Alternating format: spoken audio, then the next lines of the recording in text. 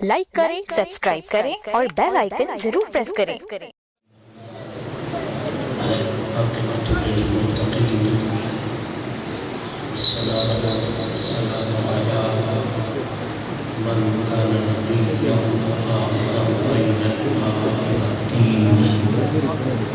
وعلى آله الطيبين الطاهرين وأصحابه وأزواجه وأولياء ملته أجمعين.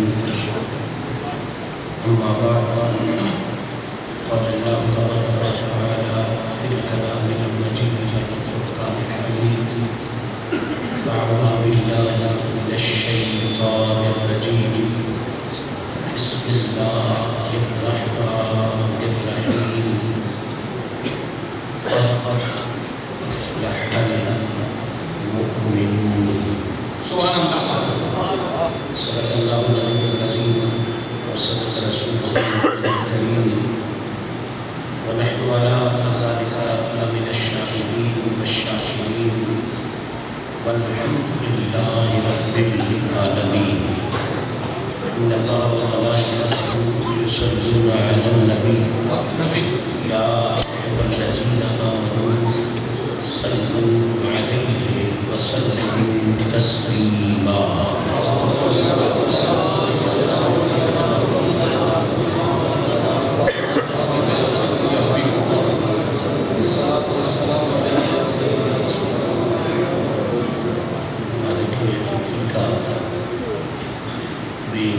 احسان ہے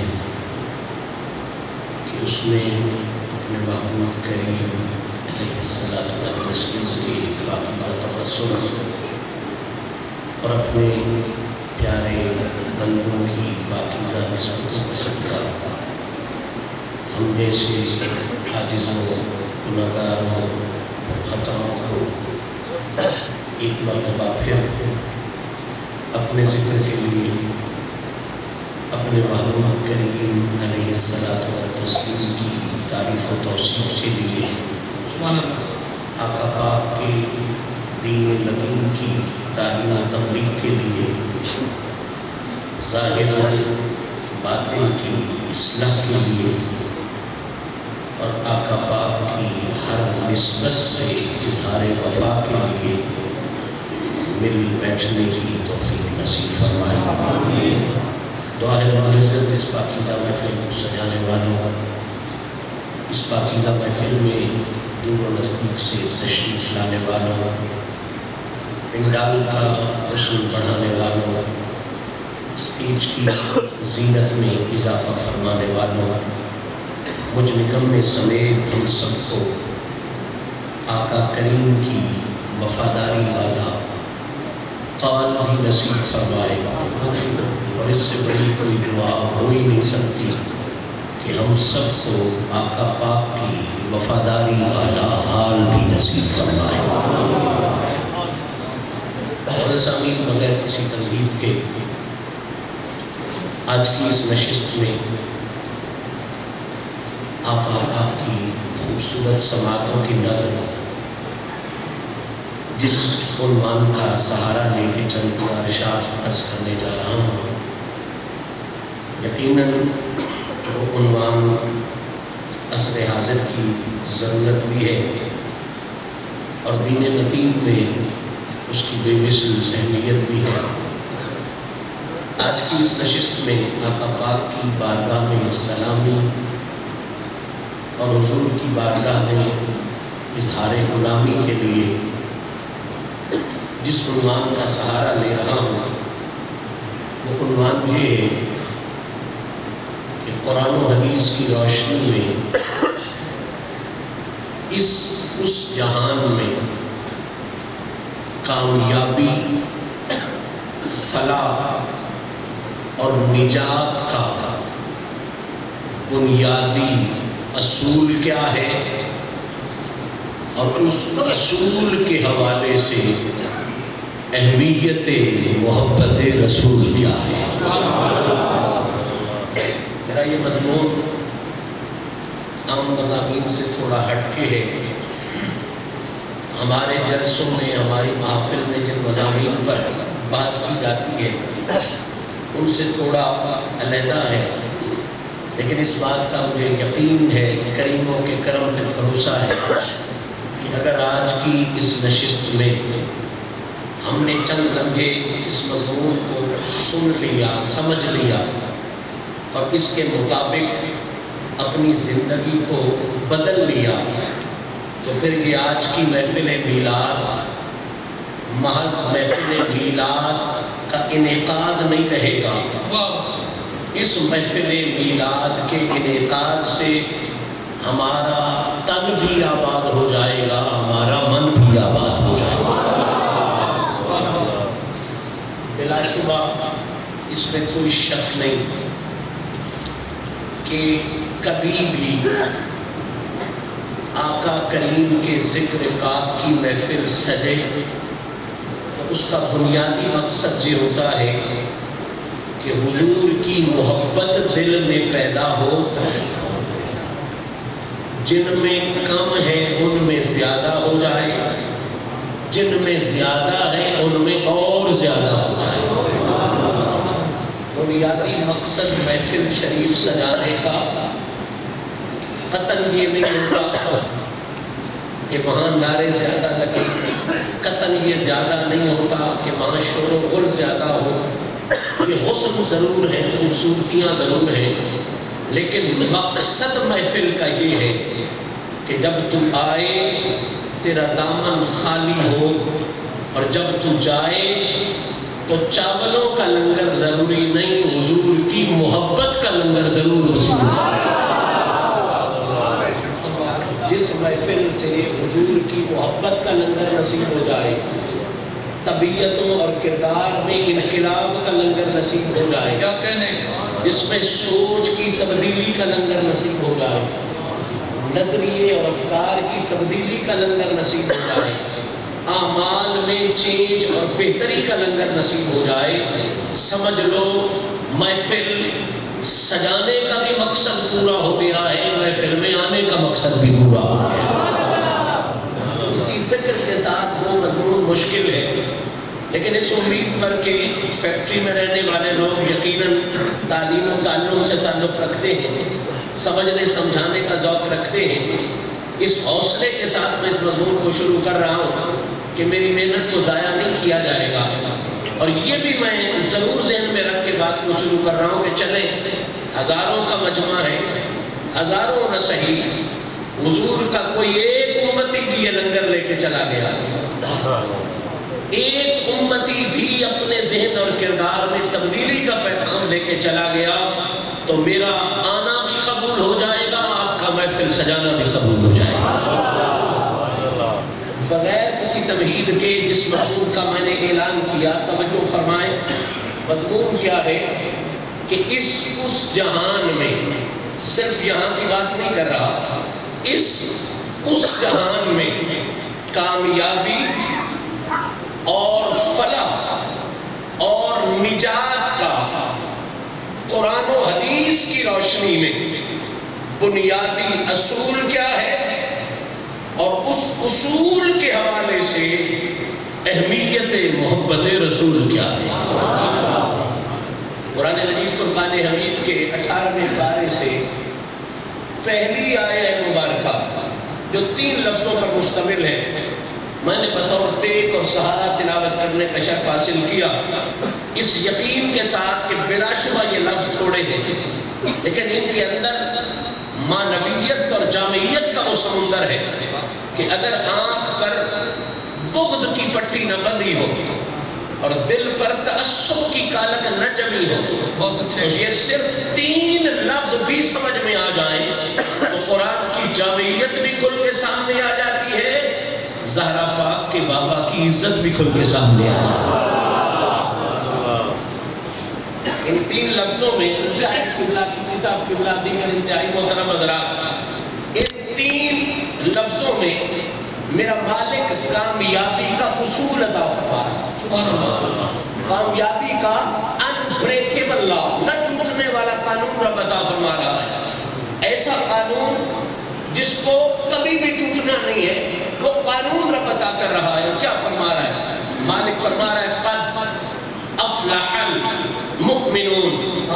دنیا والوں کامیاب وہ نہیں ہوا ہے جسے بڑی کوٹھی نصیب ہو گئی ہے، یا بڑی کار نصیب ہو گئی ہے، یا بڑی جائیداد نصیب ہو گئی ہے، یا بڑی وزارت، حکومت، سلطنت نصیب ہو گئی ہے۔ ظاہری بات ہے ہمارے معاشرے میں تو کامیابی کے یہی معیار ہے، بڑی کوٹھی ہو، بڑی کار ہو، بڑی وزارت ہو، حکومت ہو، جائیداد ہو، مل اونر ہو، وہ بہت بڑا صنعتکار ہو، بہت بڑا ذمہ دار ہو۔ قرآن نے یہ سارے نظریے رد کر دیے، فرمایا قد افلح المؤمنون، کامیاب وہ نہیں جس کے پاس بڑی کوٹھی ہے، جس کو بڑی کار نصیب ہو گئی ہے، جس کو بڑی جائیداد، مل یا بڑی ذمہ داری نصیب ہو گئی ہے، جس کو وزارت، حکومت، سلطنت، شان و شوکت یا حکومت نصیب ہو گئی ہے۔ قرآن پھر کون کامیاب ہے؟ لفظ ایسے ہیں قیامت تک کے لیے اٹل، فرمایا قد افلح المؤمنون، دنیا والوں اس جہان میں صرف وہ کامیاب ہوا ہے جسے ایمان کی دولت نصیب ہو گئی۔ اللہ کو سلام کیا دے، آپ نے ذہن میرے ساتھ چلا، قرآن کا فیصلہ میں سنا رہا ہوں۔ اس جہان میں کامیاب وہ ہے، قرآن فرما رہا ہے، جسے ایمان کی دولت نصیب ہو گئی۔ اور سادہ کروں تاکہ بات ذہن میں آ جائے، ان تین لفظوں میں رب کریم کامیابی کا یہ لازوال اصول عطا کر رہا ہے کہ دنیا والوں بھلی نہ پڑنا، غلط فہمی کا شکار نہ ہونا، کبھی بھی کسی کے بہلانے سے بہل نہ جانا، راستے سے ہٹانے سے ہٹ نہ جانا، یہ قانون ذہن میں رکھنا کہ خدا کی بارگاہ میں، اللہ نے اپنی بارگاہ میں کامیابی کا معیار دولت، حکومت، سطوت، شوکت اور شان کو نہیں رکھا۔ افلح المؤمنون، اللہ نے اپنی بارگاہ میں کامیابی کا معیار کل بھی ایمان کو رکھا تھا، آج بھی میرے مالک نے ایمان کو رکھا۔ اب بھی اگر یہ میرا میسج آپ کے ذہنوں میں پوری طرح کھل کے نہیں آیا تو میں اگلے جملے کا سہارا لوں گا، اس سے آگے نہیں جاؤں گا۔ قد افلح المؤمنون کے تین لفظوں کی بندش میں قرآن یہ اٹل فیصلہ دے رہا ہے کہ اگر کوئی بندہ ہزاروں مربوں کا مالک ہو، ہزاروں ملوں کا اونر ہو، جائیداد کی گنتی نہ کر سکے، نوکروں کا حساب نہ کر سکے، اکاؤنٹس اس کے گنے نہ جا سکے، اتنی زیادہ دولت، شان و شوکت کا مالک ہو، یہ سب کچھ اس کے پاس ہو، ایمان نہ ہو۔ اب اس سے زیادہ آسان طریقہ تو نہیں میرے پاس سمجھانے کا، یہ سب کچھ ہو، ایمان نہ ہو، تو قرآن کا فیصلہ ناکام ہو گیا ہے، نامراد ہو گیا ہے، کلی میں بیٹھا ہے، صبح کا کھایا ہے، شام کا پاس نہیں ہے، ایمان نصیب ہو گیا ہے، تو خدا کا فیصلہ ہے وہ اس جہان میں بھی کامیاب ہو گیا ہے، وہ اگلے جہان میں بھی کامیاب ہے۔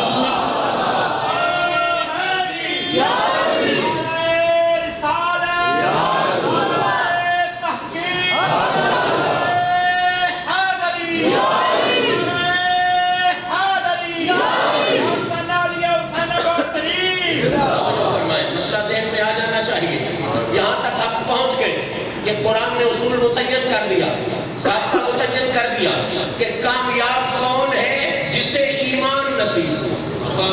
بول لیجئے کامیاب کون ہے جسے آپ کو بولنے کی زحمت اس لیے دی جا رہی ہے تاکہ ہمیں احساس ہو جائے کہ ہمارا میسج آپ تک پہنچ گیا ہے، پیغام آپ تک پہنچ گیا ہے، آپ تک بات پہنچ رہی ہے۔ قرآن کا فیصلہ ہے، مولوی، پیر، ادیب، خطیب، نقیب کا فیصلہ نہیں، ذاکر، مجتہد، شیخ الحدیث، شیخ التفسیر، شیخ القرآن کا فیصلہ نہیں، مالک کا فیصلہ ہے کہ کامیاب کون ہے جسے کیا نصیب ہو گیا؟ کیا نصیب ہو گیا؟ یہاں تک تو سارے لوگ آتے ہیں، بات اس سے آگے چلتی ہے۔ کامیاب سا جی بالکل وہی ہے جسے کیا نصیب ہو گیا۔ اب ڈھونڈنا یہ ہے کہ یہ ایمان کیا ہے۔ یہ تو پکی بات ہے کہ کامیاب تو وہی ہوا ہے جسے اس میں کوئی شک نہیں، کوئی شبہ نہیں، کسی مسلک کا کوئی اختلاف نہیں۔ میں ذمہ داری سے کہتا ہوں کسی کا کوئی مسلک ہو، کسی کا کوئی مطلب فکر ہو، یہاں تک کسی کا کوئی اختلاف نہیں ہے۔ کامیاب بہرحال وہ ہے جسے کیا نصیب ہو گیا، جسے کیا نصیب ہو گیا۔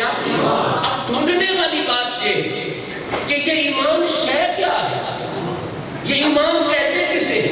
ایک مولوی کے پاس جائے تو وہ اپنی مرضی کی تعریف کرتا ہے، دوسرے مسلک والے کے پاس جائے تو وہ اپنی مرضی کی تعریف کرتا ہے، تیسرے مکتبہ فکر کے پاس جائے تو وہ ایمان کی اپنی مرضی کی تعریف کرتا ہے۔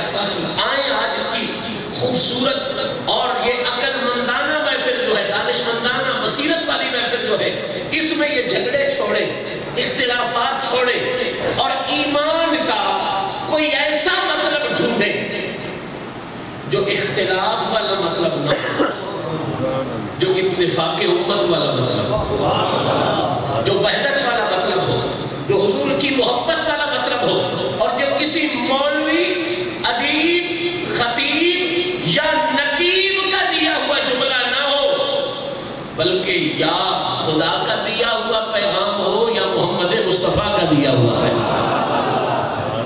ڈھونڈنا یہ ہے، یہاں تک ہم پہنچ گئے ہیں کہ کامیاب کون ہے جسے کیا نصیب ہو گیا؟ ماشاءاللہ کیا نصیب ہو گیا؟ اب حضرت ڈھونڈنا یہ کہ ایمان ہے کیا؟ تو بغیر کسی تفرقے کے، اختلاف کے اور بغیر طوالت کے میں ایک معنی ایمان کا کر رہا ہوں لغت کے حوالے سے، اور ایک معنی آپ کے سامنے رکھوں گا علی کے مرشد کی شریعت کے حوالے سے۔ آپ نے جملے کی قدر نہیں کی۔ لغت میں بھی مسلکی اختلاف نہیں ہوتا، اور حضور کے فرمان میں بھی مسلکی اختلاف نہیں ہوتا۔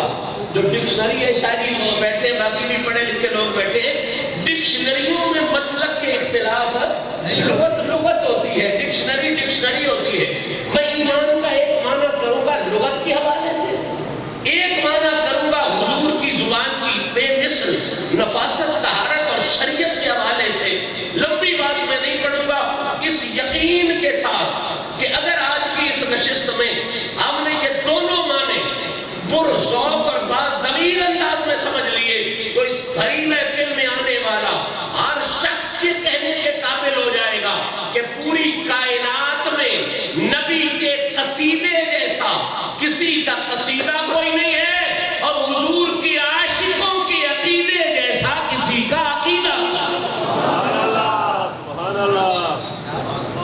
اب ذہن آپ کا حاضر ہے، بوجھ بننے کی عادت مجھے بھی نہیں۔ ایمان کے کتنے معنی ہم نے کرنے ہیں؟ دو، ایک لغت کے حوالے سے اور ایک حضور کی زبان بے مثال، حضور کی شریعت کے حوالے سے۔ اب سنیں، لغت کے حوالے سے ایمان سمجھ لینا تو آج کے دور کے جتنے اعتراضات امت مسلمہ پر ہو رہے ہیں، ان سارے اعتراضوں کا جواب اس ایک معنی میں موجود ہے۔ قبلہ ایمان نکلا ہے امن سے۔ مزہ نہیں لیا آپ نے اس بات؟ مسئلہ حل کر دیا ہے، اور ذمہ داری سے کہہ رہا ہوں۔ اب میرے پاس وہ وقت بھی نہیں اور آپ کے پاس وہ ذہنی سطح بھی نہیں کہ میں بتاؤں کہ عربی زبان کا اصول ہوتا ہے کہ اس میں 3 لفظ ہی اصلی لفظ ہوتے ہیں، 3 لفظ ہی اصلی لفظ ہوتے ہیں، اور 3 لفظ اگر اصلی لفظ ڈھونڈے جائیں تو ایمان میں 3 اصلی لفظ یہی ہیں، الف، میم اور نون۔ تو ایمان کا اصل ہے امن۔ آہستہ بولے ہیں آپ، ایمان کا اصل کیا ہے؟ بول لیجئے، ایمان کی اصل کیا ہے؟ عربی زبان کے اپنے قواعد ہیں، اصول ہیں، اس میں 3 لفظ اصل ہوتے ہیں، 3 حرف اصل ہوتے ہیں۔ تو ایمان میں امن یہ اصل ہے۔ میں اس بات میں پڑھوں کہ ثلاثی مجرد کیا ہے، مزید کیا ہے، یہ بات آپ کے ذہن سے اوپر سے گزر جائے گی، میں آسانی سے معنی کر رہا ہوں۔ ایمان نکلا ہے امن سے۔ کس سے نکلا ہے؟ کس سے نکلا ہے؟ اور بہت سادگی کے ساتھ اس کا معنی سمجھ لیں، ایمان نکلا ہے امن سے، اور امن کے مقابلے میں کفر نہیں آتا۔ ہاں جی، توجہ چاہوں گا، بڑے لکھے آپ تشریف فرمائیں۔ امن کے مقابلے میں کفر نہیں آتا، امن کے مقابلے میں فساد آتا۔ میں اس دور کا سب سے بڑا اعتراض جو اسلام پہ ہو رہا ہے اس کا ایک جملے میں جواب دے دینا چاہتا ہوں۔ ایمان کس سے نکلا ہے؟ اور امن کا جو اپوزٹ ہے، جو متضاد ہے، امن کے جو مخالف ہے، وہ کفر نہیں ہے، وہ کیا ہے؟ فساد۔ جس طرح رات کے مقابل اپوزٹ کیا ہے؟ دن۔ کالے کے مقابلے میں کیا آتا ہے؟ سفید۔ عالم کے مقابلے میں کیا آتا ہے؟ جاہل۔ اسی طرح امن کے مقابلے میں کیا آتا ہے؟ بول لیجئے، امن کے مقابلے میں کیا آتا ہے؟ آخری بندے تک توجہ کریں، ایمان مخالف کیا ہے؟ فساد۔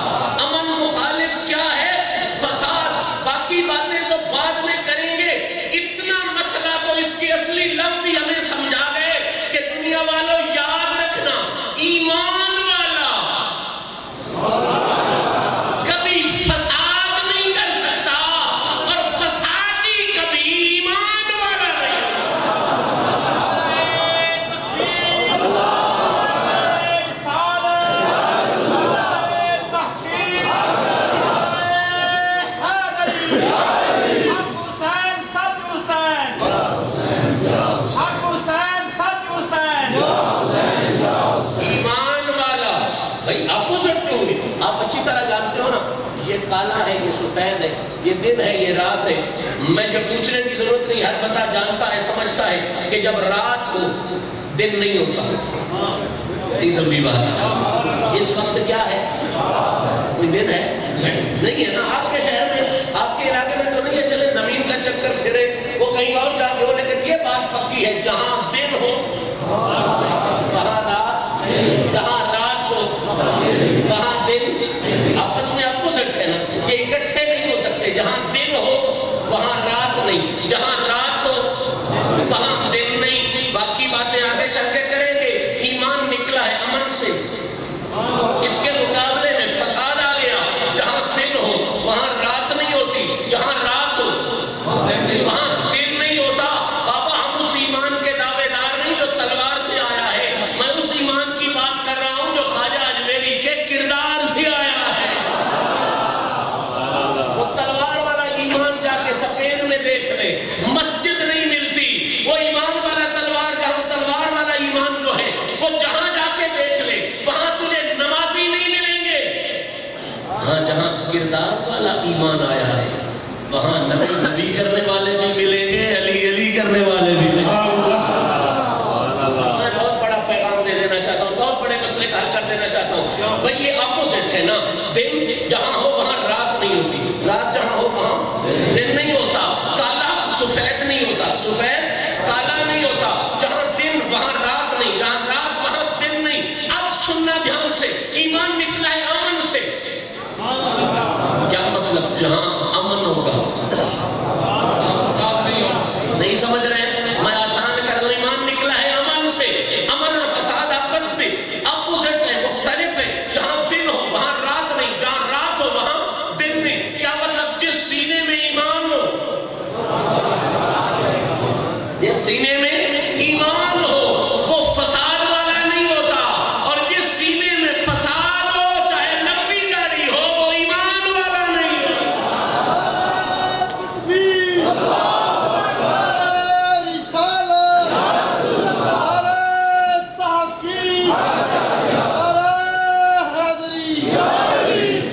سمجھ آ رہی ہے بات؟ بات زیادہ بول والی تو نہیں ہے نا، بات پلے پڑ رہی ہے نا. ایمان کس سے نکلا ہے؟ لغوی معنی عرض کر رہا ہوں، لغت کا معنی عرض کر رہا ہوں. ایمان امن سے نکلا ہے اور یہ فیصلہ دے رہا ہے کہ ایمان والوں کا فساد سے کوئی تعلق نہیں ہوتا اور فساد والوں کا ایمان سے کوئی تعلق نہیں ہوتا. فساد والوں کا ایمان سے کوئی تعلق. ایمان والے کبھی فساد، اس کا مطلب کوئی گن لو غلط گن رہے ہو، اس کا مطلب آپ فکر کوئی گن لو غلط گن رہے ہو. نہ ایمان والا کبھی فساد، ایمان والا کبھی فساد اور فساد والا کبھی ایمان والا ہو سکتا. ابھی نہیں سمجھ آئی تو میں 1400 سالہ ہسٹری آپ کے سامنے رکھ دیتا ہوں اور ایک جملے میں رکھ دیتا ہوں. اللہ جانے آپ کا ہاضمہ کتنا تیز ہوگا سیمنٹ بنا بنا کے، اور کتنا پختہ ہو گیا ہے. سیمنٹ بھی تو ایک پختگی کی علامت ہے نا. یقیناً وہ پختگی آپ کے پاس جو لوہے کا کام کرے نا بابا، اس کا دماغ بھی لوہے کا اثر پکڑ جاتا ہے. جو پتھر کا کام کرے نا اس کے وجود پہ بھی وہ پتھریلا اثر ہو جاتا ہے. یہ نیچر ہے، انسان کی فطرت ہے. جس کے قرب میں رہے نا اس کے اثرات ہو جاتے ہیں. اللہ کرے وہ پتھر والے اثرات آپ کے پاس کم ہو، سیمنٹ کے بھورے والے اثرات ذرا زیادہ ہو جائیں، وہ پیچھے ہوئے اثرات زیادہ ہو جائیں. توجہ فرمائیں، میں 1400 سالہ ہسٹری سے اپنا دعویٰ کھول کے رکھ دینا چاہتا ہوں. ایمان والا کبھی اور فساد والا کبھی ایمان والا نہیں ہوتا. کبھی ایمان والا آخری بندے تک توجہ. جملے میں دو کہوں گا بلکہ پھر جملہ ایک ہے، اس کے پہلو دو ہوں گے اور امید ہے تک بات پوری طرح چلی جائے گی. آخری بندے تک سنیں. صدیق اکبر پاک سے لے کے میں 1400 سالہ ہسٹری اپنی دلیل بنا رہا ہوں. 1400 سالہ ہسٹری دلیل، ایک واقعہ دلیل نہیں عرض کرا، 1400 سال دلیل کے طور پہ پیش کر رہا ہوں. صدیق اکبر پاک سے لے کے خواجہ قمر پاک تک. کیا کہنے، سبحان اللہ. اب اس کے بعد بھی اگر آپ کا ہاضمہ اتنا مضبوط رہا تو پھر اس کو توڑنے والا میرے پاس کوئی آلہ نہیں ہے. صدیق اکبر پاک سے لے کے کیا کہنے، خواجہ قمر پاک تک. اور آپ دیکھتا ہوں میں آپ چپ کیسے رہتے ہو.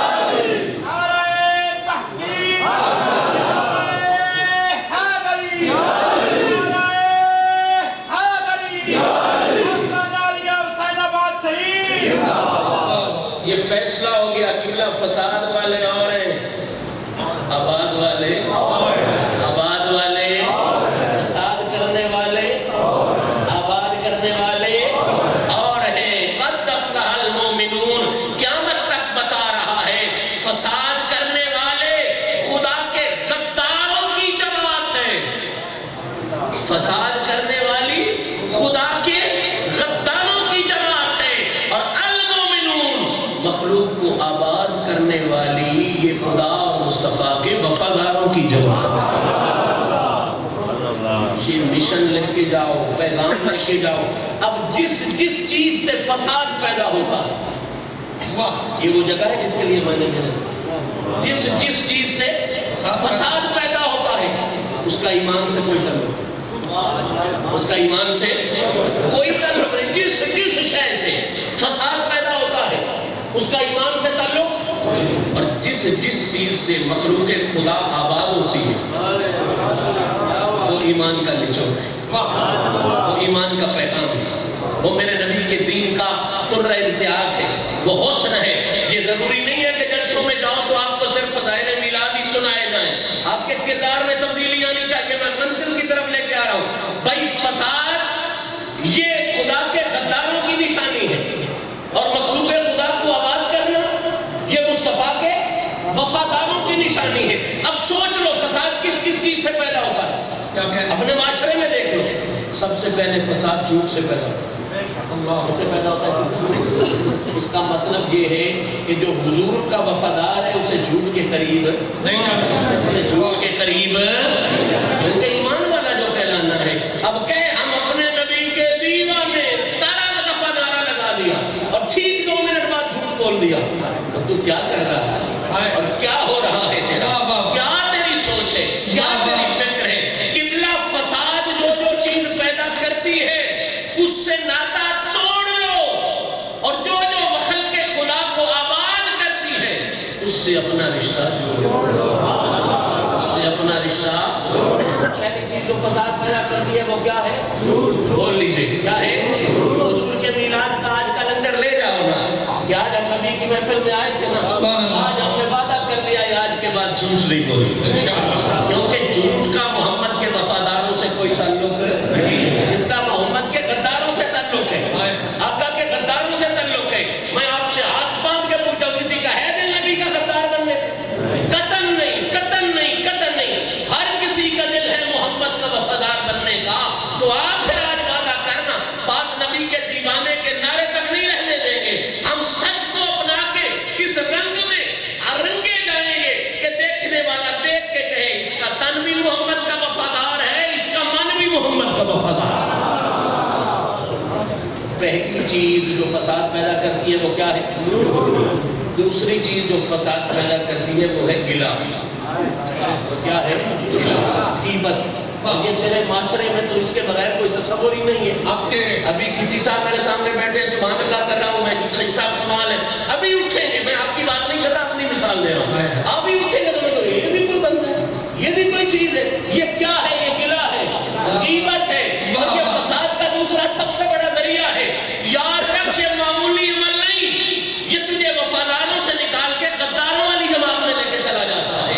آج حضور کی محفل میں آیا ہے یار, اتنے بڑے سخی کی محفل میں آئے اور صرف چاول کا ٹکڑا لے کے جائے, یہ تو سخی کے ساتھ بھی ناانصافی ہے. آج جہاں سے یہ لنگر لے کے جا, آج کے بعد جھوٹ بھی نہیں کہوں گا, کسی کی غیبت بھی نہیں کروں گا, تاکہ مجھے محمد کی وفاداری بھی نصیب ہو جائے, محمد کی سچی سچی غلامی بھی نصیب ہو جائے. پہلی چیز جو فساد پیدا کرتی ہے وہ کیا ہے؟ جھوٹ. دوسری چیز جو فساد پیدا کرتی ہے وہ کیا ہے؟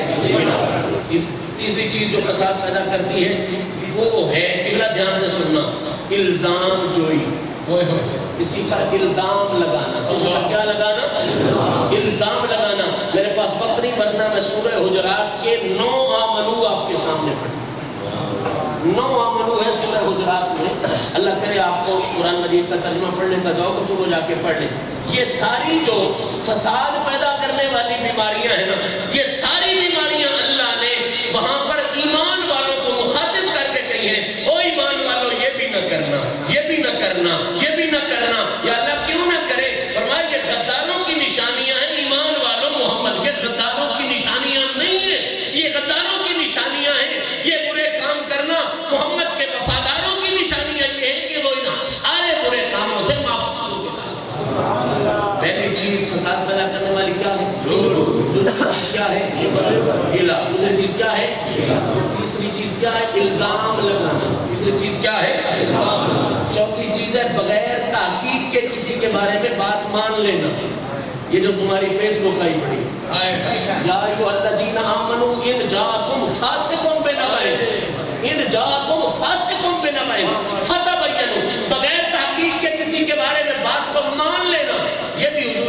वफादारों की निशानी नहीं, ये भी हुजूर के गद्दारों की निशानी है।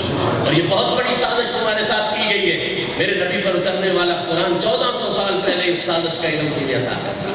और मैं हैरान हो गया अब्दुल्ला शाह जी कि अगर फासिकुन बिनाबाइन की एब्रीवेशन की जाए, फासिकुन बिनाबाइन, तो वो FB बनती है, फेसबुक बनती है। फासिकुन बिनाबाइन कुरान के लफ्ज हैं, इसकी एब्रीवेशन करोगे तो FB बनेगी। हमें समझ नहीं आई आज तक, लेकिन FB बनी तो पता चला मोहम्मद 1400 साल के लिए रसूल नहीं, मोहम्मद क़यामत तक के लिए रसूल बन गया।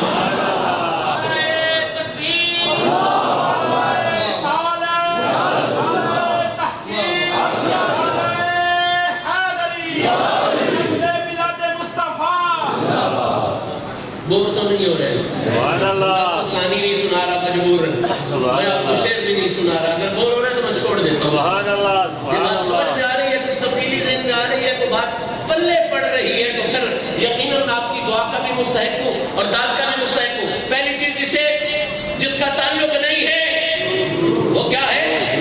दूसरी चीज क्या है? आपने झूठ भी नहीं बोलना, गिला भी, इल्जाम भी किसी पे, वला तलमिज़ू अनफुसकुम, इल्जाम भी किसी पे।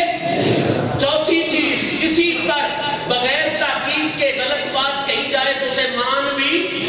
पांचवी चीज, वला तनाबज़ू बिल अल्क़ाब, फसाद की पांचवी जड़ ये है कि तुम दूसरों को गलत नामों से पुकारते हो, गलत नामों से,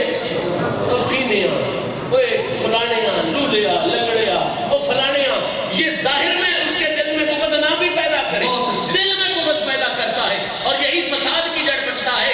अल्लाह कह रहा है फसाद वाले मोहम्मद के गद्दार हैं, खल्क़े खुदा को आबाद करने वाले मोहम्मद के वफादार। ये छोड़ने हैं काम, झूठ छोड़ना है, गिला छोड़ना है, इल्जाम जोई छोड़नी है, बगैर ताकीद के बात को मान लेना छोड़ना है। और कमाल की बात, किसी पर ये जो निकनेम है ये अंग्रेज का दी हुई बात है।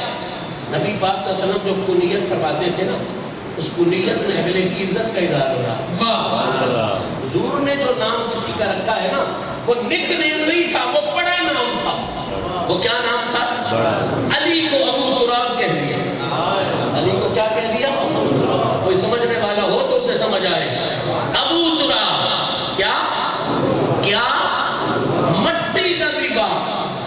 पता चल गया, देखने में तो ये आम सा लफ्ज है ना, लेकिन इसकी मानवियत पे गौर कर तो पता चलेगा ना कि बाप पहले होता है। नहीं समझी बात आपने? और मेरा ऐसा मजाक नहीं है, मेरा ऐसा मजाक नहीं है कि मैं उधड़ के साथ मसला समझाऊं। नहीं समझा तो नहीं समझो। हुजूर ने जिसको भी जो नाम दिया वो निकनेम नहीं दिया, उसे पहले नाम से भी बड़ा नाम दिया। तो बात है कि अंग्रेज का दिया होता मैं निकनेम कहना, फलाना फुला है कि फलाना फुला। कुरान कहता है ला तनाबज़ू बिल अल्क़ाब, भाई किसी को गलत नाम से पुकारना। छठी चीज, किसी को गाली देना, किसी को गाली देना। और मेरे दीन का सबसे बड़ा हुस्न, ईमान का सबसे बड़ा हुस्न, वला तजस्ससू, वला हमारा ईमान वालों की सातवीं निशानी और फसाद वालों की सातवीं जड़, फसाद की सातवीं बुनियाद क्या है? दूसरों के ऐब तलाश करना, दूसरों के ऐब तलाश करना। क़िबला याद रखें, जब बंदा किसी का ऐब तलाश करता है ना तो माशरे में ऐब ही ऐब हो जाता है। फिर ऐब ही ऐब, क्या खूबसूरत जुमला था गालिबन मौलाए कायनात का या आपके किसी शागिर्द का है कि अगर तुम एक कांटा तुम्हारे रास्ते में कोई रखे, कोई एक कांटा तुम्हारे रास्ते में रखे और तुम भी उसके बदले में कांटा ही रख दो, तो फिर तो हर तरफ कांटे ही कांटे हो जाएंगे, हर तरफ क्या हो जाएंगे? और अगर तुम कांटे के मुकाबले में फूल रखोगे तो कांटों का वजूद खत्म हो जाएगा, फूलों की बहार फैलती जाएगी। तला तजस्ससू, ऐब तलाश मत करो। अगर ऐब तलाश करोगे तो फिर तो हर तरफ तुम्हारे ऐब ही ऐब हो जाएंगे, ऐबी माशरा हो जाएगा। क्या करो ये कि तुम्हें किसी के ऐब को तलाश करना तो दूर की बात, अगर किसी का ऐब सामने भी आ जाए तो उस पर पर्दा डाल दिया करो। उस पर क्या डाल दिया करो? उस पर क्या डाल दिया करो? ये किसी भी ऐबी पे पर्दा डालना, मेरी तकरीर का निचोड़ है इस जुमले में। किसी भी ऐबी के ऐब पे पर्दा डालना, ये काम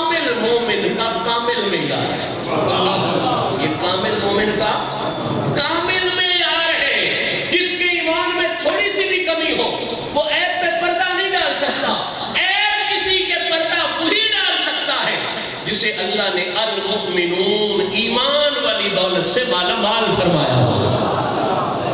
اب مومن کی یہ شان ہے کہ وہ کیا کرتا ہے؟ عیب پہ آہستہ بولے، عیب پہ کیا کرتا ہے؟ اس کے سامنے 10 بندوں کے عیب آئیں گے، 2 بندوں کے عیب آئیں گے، ان پر کیا کرے گا؟ اللہ کے رسول نے فرمایا جو کسی مسلمان کے عیبوں پہ پردہ ڈالتا ہے، رب نے میرے ساتھ وعدہ کیا ہے قیامت والے دن رب اس کے عیبوں پہ پردہ ڈالے گا.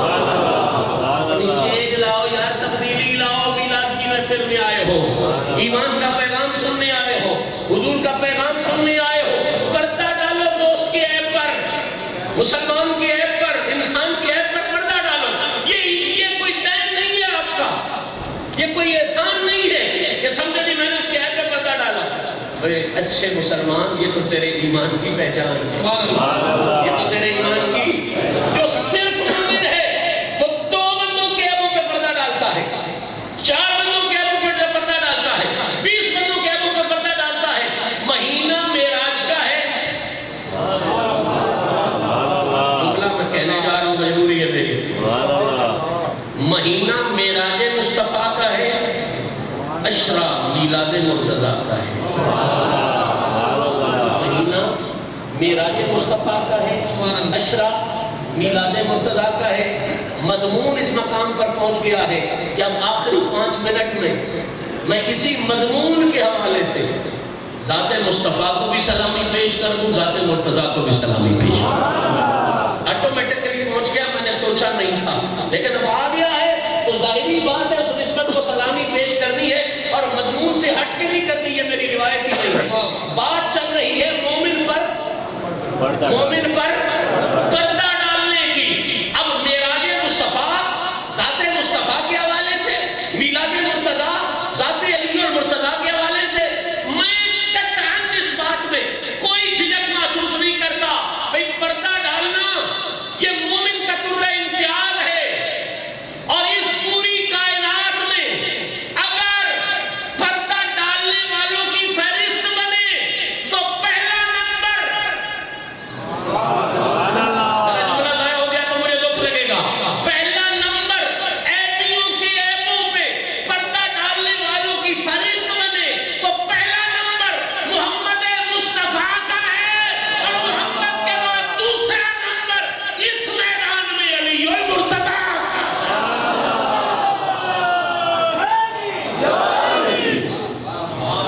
دلیل کے ساتھ بات کریں، کسی ملہ میں اختلاف ہو میرے ساتھ آگے بات کریں.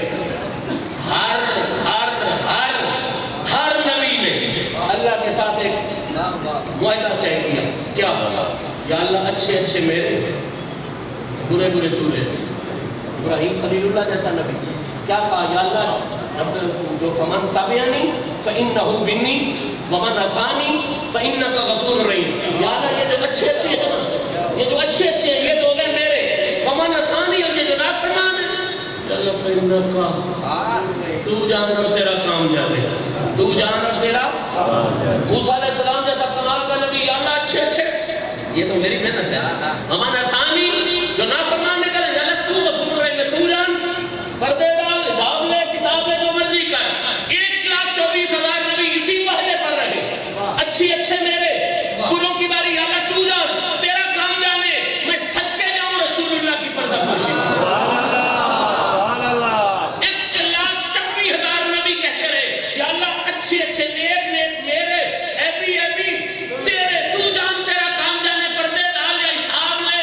جب میرے نبی کی باری آئی، میرے نبی نے اصول، ضابطے، قانون چینج کروا دیے. رب کی بارگاہ میں کہا یا اللہ سارے کہتے رہے اچھے میرے، ایبی تیرے، مانے کب نظام چینج کر دے، اچھے تو لے لے، ایبی مجھے دے دے.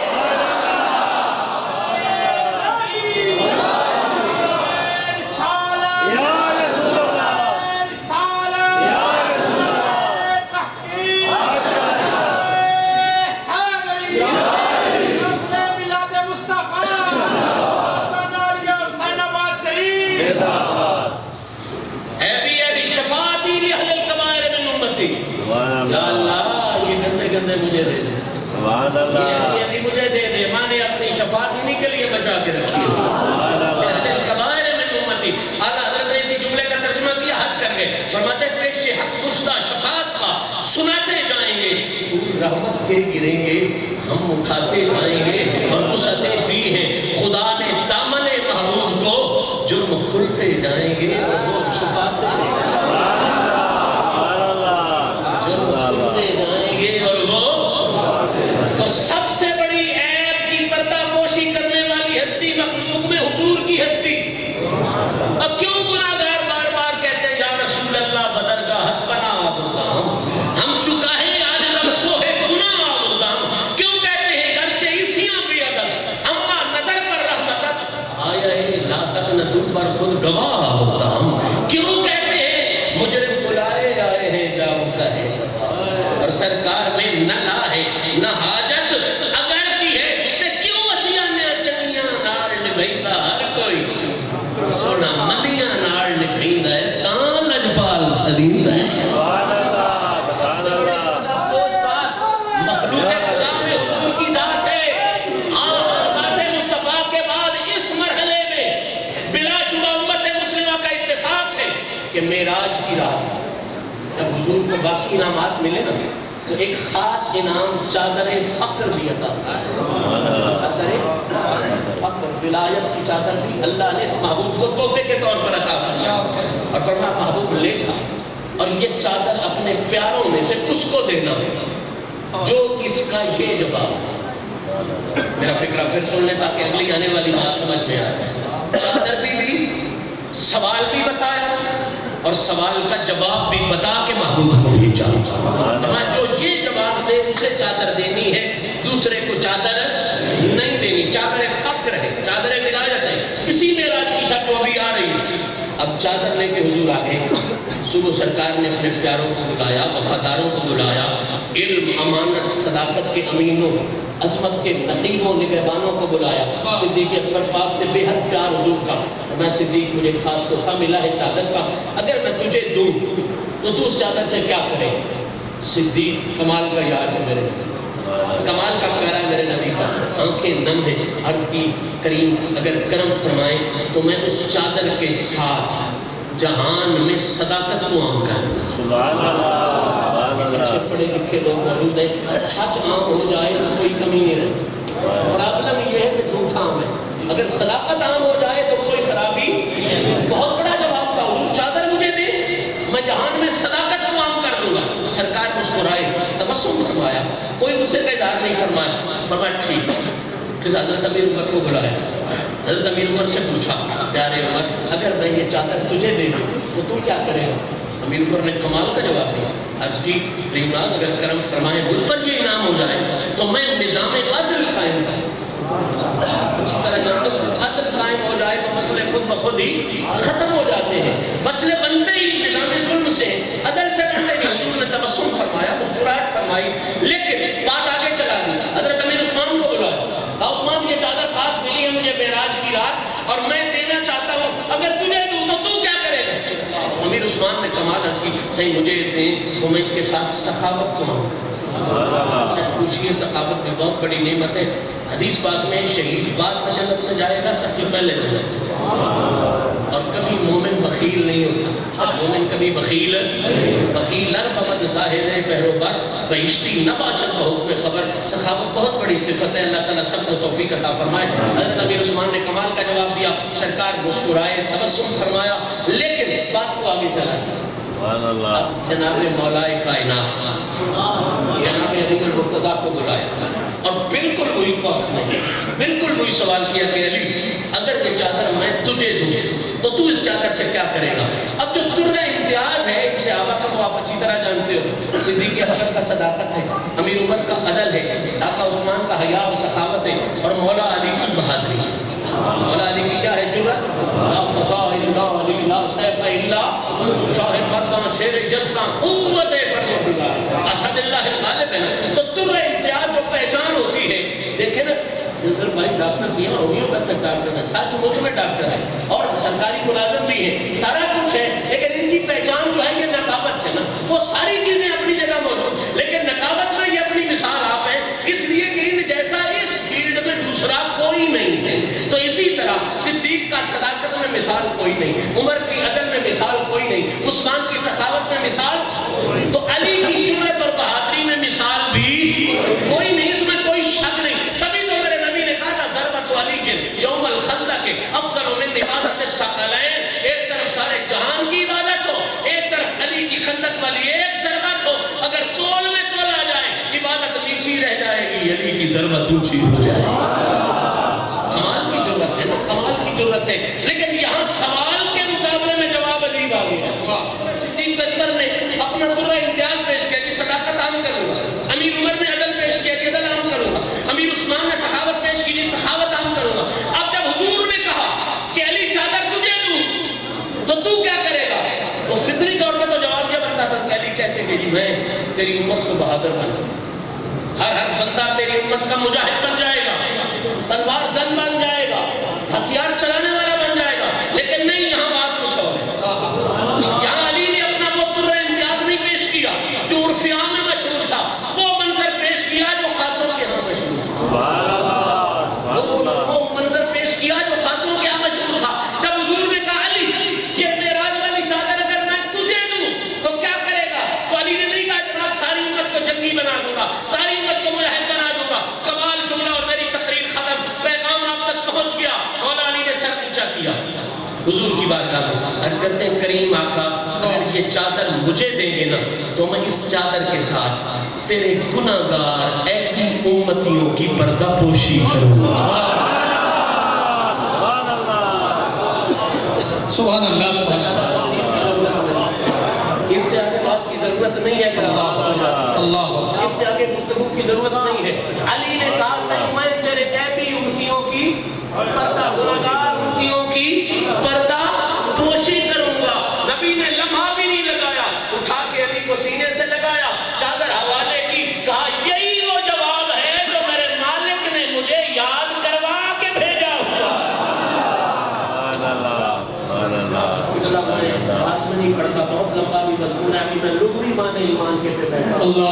शरी माने की तरफ हम नहीं जा सके, बात आप जब बैठेंगे तो शरी माने की तरफ जाएंगे। लेकिन इतनी बात आपके ज़हन में जरूर आ गई है कि फसाद का ईमान से कोई ताल्लुक नहीं, और ईमान का फसाद से जो चीज़ फसाद पैदा करती है वो मोहम्मद के गद्दारों की निशानी है, और जो चीज़ मखलूक खुदा को आबाद करती है वो मेरे नबी के वफादार हैं।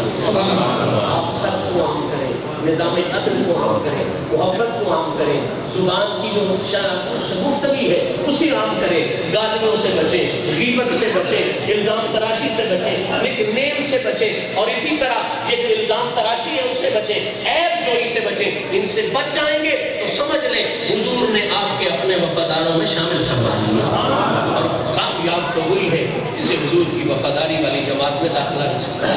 अल्लाह करीम मेरी और आपकी हाज़िरी को शर्फ़ क़बूलियत अता फरमाए। मैंने बड़े मुश्किल मज़मून के साथ आपकी समा खराशी की, लेकिन मेरा एक दर्द दिल था, मैंने वो आप तक ज़रूर पहुँचाया।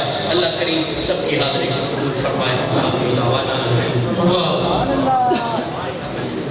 जनाब क़िबला साहब आपकी सैयद मोहम्मद शम्सुर रहमान शाह साहब मशहदी ताम बरकातुल कुद्स की अपने नूरानी मलफूज़ात से नवाज रहे। बंदा पारा के नेड़े रहे तो 12वीं वाले